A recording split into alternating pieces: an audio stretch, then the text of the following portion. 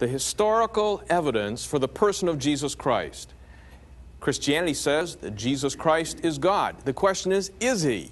And is there any evidence to back that up? And what kind of evidence is there? And Dr. Montgomery, you've been talking about evidence. Summarize again the evidence that we're looking at.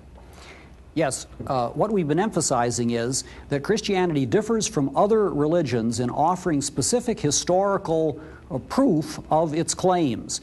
And the historical proof has to do with Jesus Christ. According to primary source records that come from eyewitnesses, Jesus claimed to be no less than God, and he demonstrated his deity by his resurrection from the dead.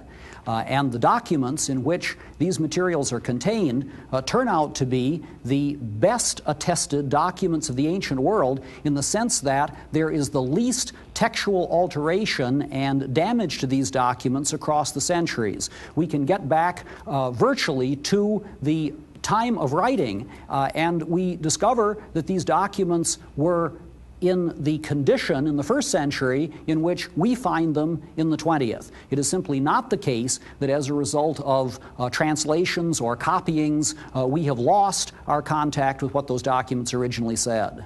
Somebody said that we've got now 24,000 different manuscripts that have come down to us concerning the New Testament. How does that compare with other documents such as Homer or other Greek documents?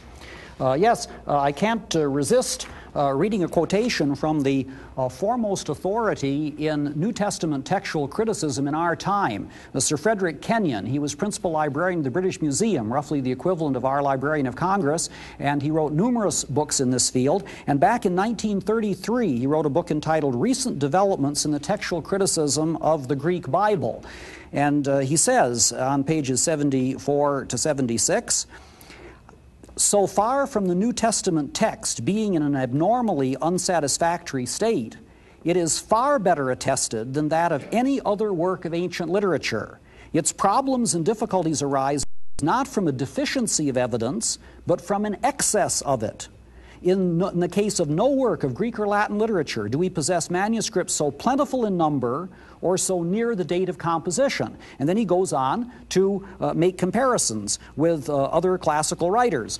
For example, in general, the distance from the first complete texts that we have of a classical writer and the original writing ranges 900 to 1,000 years. 900 to 1,000 years. We don't know what happened during that period. And we simply assume that the document as we have it adequately represents the document as it was originally written.